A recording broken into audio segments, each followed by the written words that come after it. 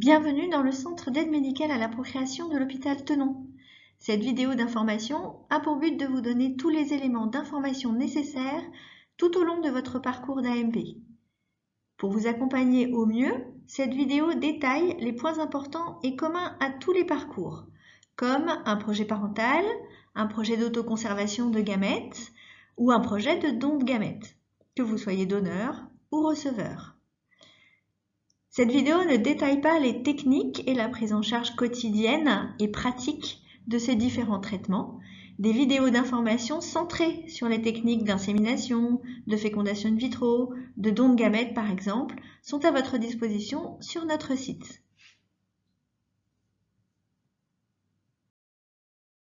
Le centre de fertilité de Tenon est un centre public d'AMP et fait partie de l'assistance publique Hôpitaux de Paris. Il est certifié ISO 9001 et il comporte une équipe clinique et une équipe biologique qui travaillent en étroite collaboration pour vous accompagner au mieux et vous aider à réaliser vos projets. Notre centre a plusieurs missions et vous guidera dans la réalisation de votre projet parental, dans la réalisation d'une autoconservation de gamètes ou d'un don de gamètes en tant que donneur ou en tant que receveur. Ce centre est habilité également à la prise en charge des patients présentant un risque viral. Notre centre d'AMP fait partie du centre de référence pour l'endométriose de l'hôpital Tenon. Ce centre de référence pour l'endométriose est expert dans la prise en charge de toutes les composantes de cette maladie, du diagnostic au traitement, médical ou chirurgical, et à la prise en charge de l'infertilité ou du risque d'infertilité. Ce centre expert comprend donc un centre d'AMP, mais aussi un service de gynécologie obstétrique, un service de radiologie et un certain nombre de propositions de soins de support. Enfin, notre centre d'AMP de Tenon est un centre universitaire, très investi dans la formation et dans la recherche médicale. À ce titre, vous pourrez être sollicité pour participer, si vous le souhaitez bien sûr, à des projets de recherche clinique. La partie recherche de ce site vous détaille les publications émanant de notre centre, les travaux en cours et les projets de recherche auxquels vous pourrez participer. En France, l'aide médicale à la procréation, on peut dire AMP ou PMA, est régie par des lois de bioéthique depuis 1994. La loi d'août 2021 autorise maintenant le recours à l'AMP pour la réalisation d'un projet parental pour les couples hétérosexuels, les couples de femmes et les femmes célibataires non mariées. Elle autorise également l'accès aux origines des personnes issues de dons de gamètes à leur majorité. Enfin, elle permet l'autoconservation de spermatozoïdes et d'ovocytes pour raisons non médicales en vue de réalisation d'une AMP ultérieure. La loi n'autorise pas la gestation pour autrui. Il existe des conditions d'âge pour la réalisation d'une AMP. L'autoconservation d'ovocytes, sans raison médicale, est autorisée du 29e au 37e anniversaire. Pour les spermatozoïdes, du 29e au 45e anniversaire. Pour la réalisation d'une aide médicale à la procréation, les femmes doivent avoir moins de 43 ans, les hommes moins de 60 ans. La loi autorise cependant la réalisation d'insémination et l'utilisation des gamètes et des embryons autoconservés jusqu'au 45e anniversaire pour les femmes.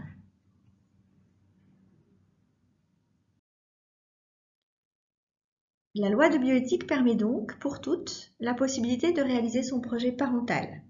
C'est un immense espoir pour les personnes désirant un enfant, mais elle ne permet pas toujours de devenir parent.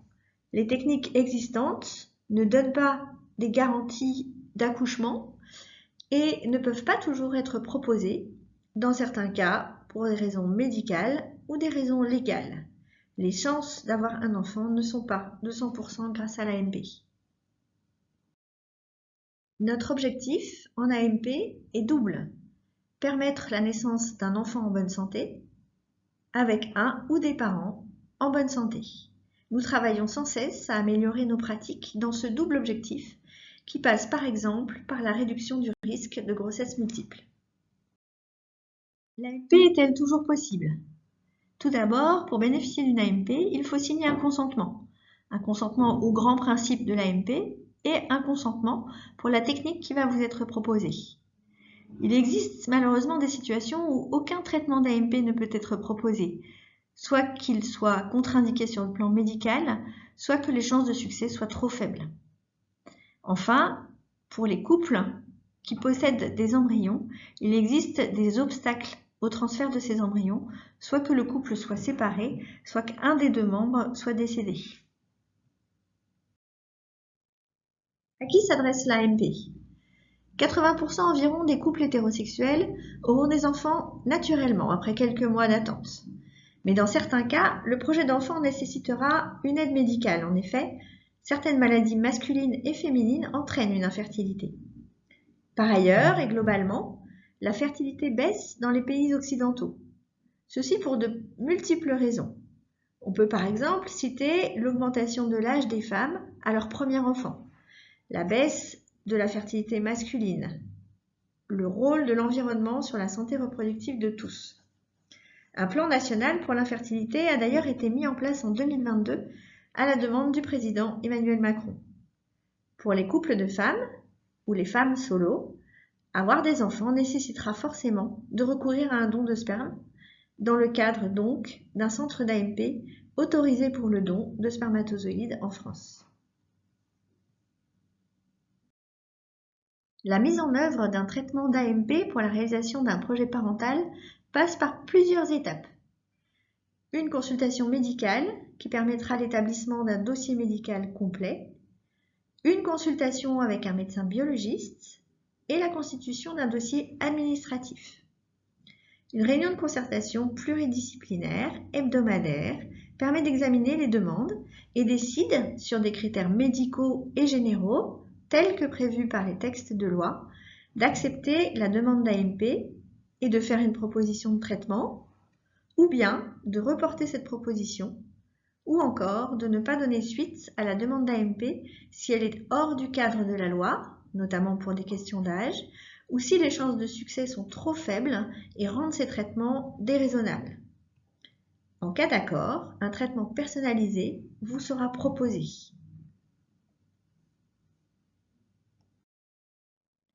Avant de débuter votre traitement, vous devrez, avec l'aide des secrétaires, compléter votre dossier administratif avec vos documents d'identité et vos documents de prise en charge par la sécurité sociale.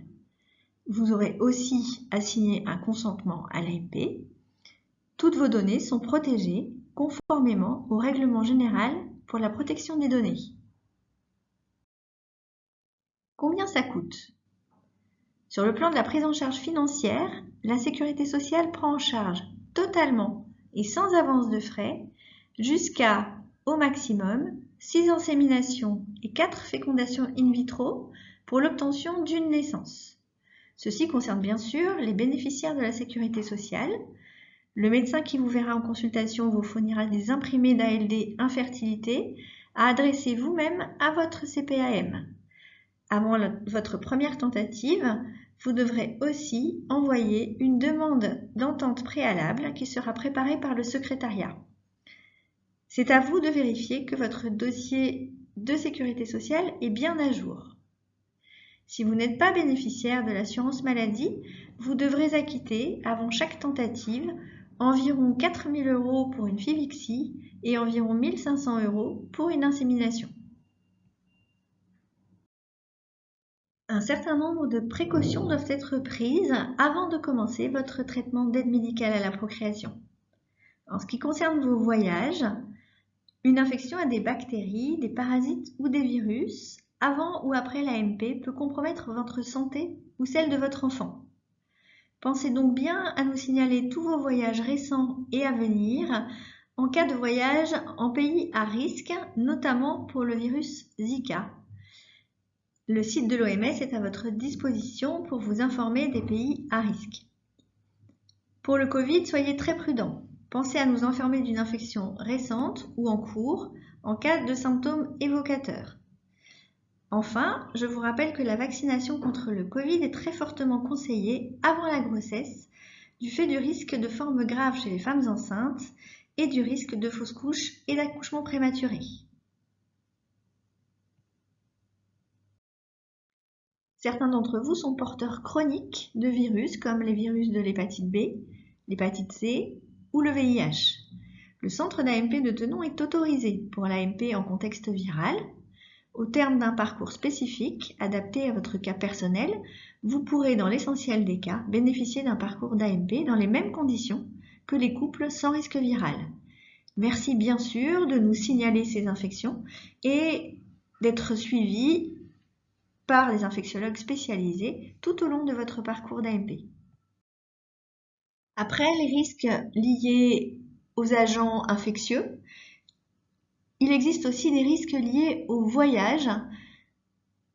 Si vous prévoyez un voyage après un traitement d'aide médicale à la procréation, sachez qu'il comporte des risques, en particulier en cas de stimulation ovarienne.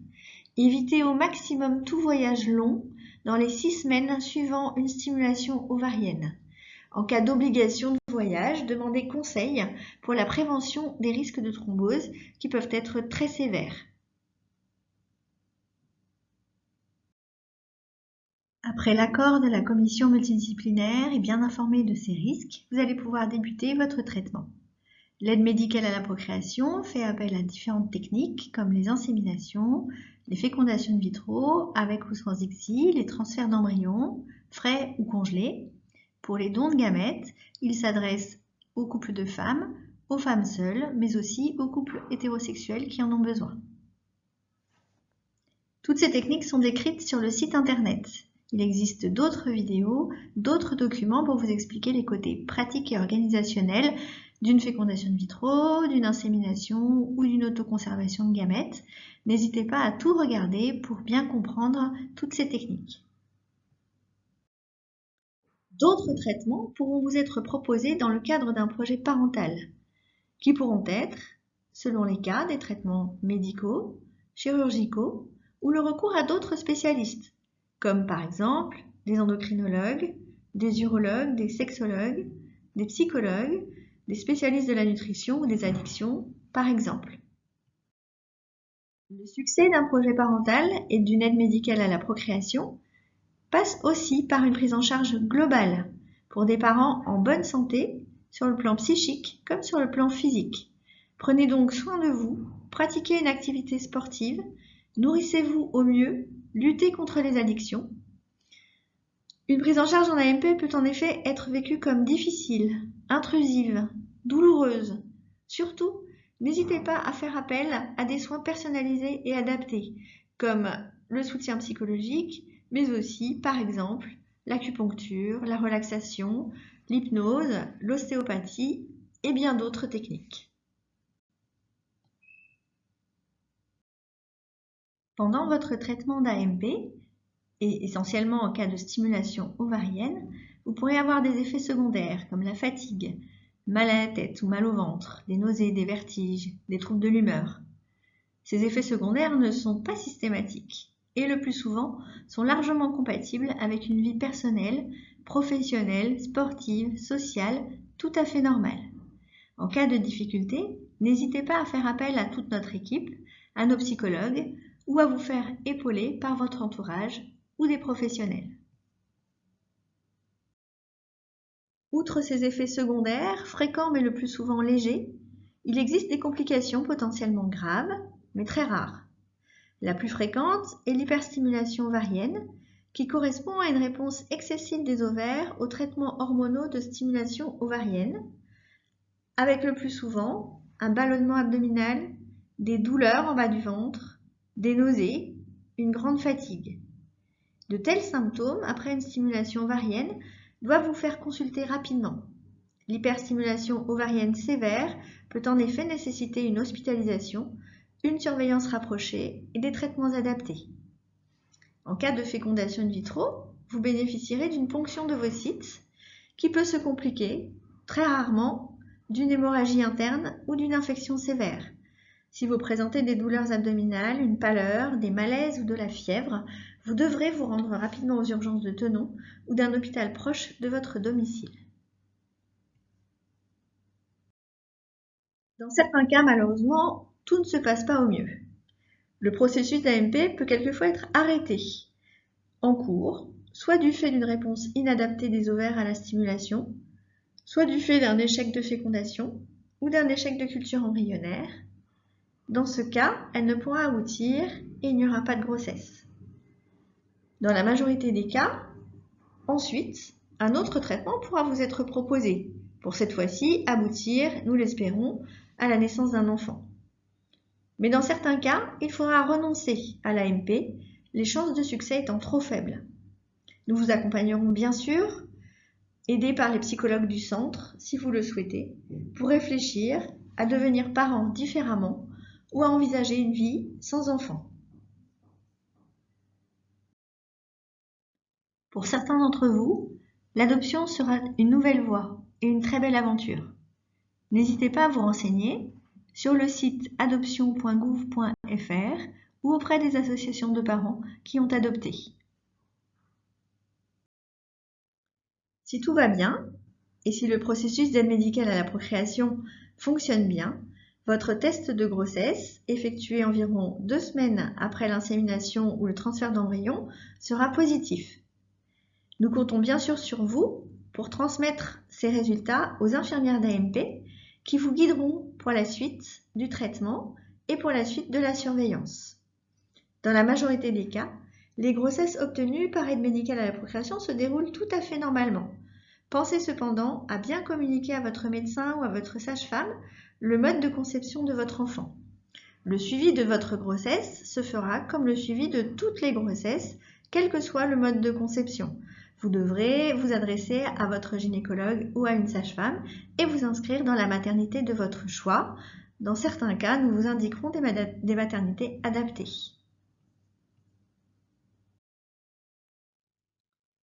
Je me permets de vous rappeler, et ceci figure sur le consentement que vous aurez signé avant tout traitement d'AMP, que la communication à notre équipe des résultats du test de grossesse et de toutes les informations relatives à la naissance de votre enfant est une obligation réglementaire. En effet, ces informations doivent être transmises à l'Agence de biomédecine en vue d'analyse nationale pour les résultats de l'AMP en France et en vue aussi et surtout du suivi des enfants nés grâce à ces techniques d'AMP. Quels sont les résultats en AMP? Les résultats nationaux des techniques d'AMP en France en 2019 étaient les suivants. Environ 27 000 enfants sont nés par AMP cette année-là. Les taux de naissance par insémination étaient de 11%, par fécondation in vitro de 16% et par transfert d'embryon congelé de 21%. À Thonon, en 2020, les taux de naissance étaient de 20% en insémination et de 29% environ par transfert d'embryons frais et congelés. Ces résultats progressent chaque année, en France globalement et en particulier dans notre centre. Ainsi se termine cette vidéo d'information sur les points importants de l'AMP. Notre but est bien sûr de vous accompagner en espérant qu'à la fin du parcours, vous serez tous d'heureux parents. Vous trouverez sur les autres vidéos de notre site des informations précises sur le déroulement de la fécondation in vitro avec ou sans ICSI, sur le déroulement des transferts d'embryons frais et congelés, des inséminations, sur la possibilité d'autoconservation d'ovocytes, de spermatozoïdes, sur la possibilité de don de gamètes en tant que donneur ou en tant que receveur. Il est également indispensable que vous lisiez tous les documents d'information de l'Agence de biomédecine dont les liens figurent sur notre site pour une information la plus précise et la plus complète possible. Bien sûr, l'ensemble de l'équipe est à votre disposition à tout moment pour répondre à toutes vos questions et vous accompagner au mieux dans ce beau projet de devenir parent.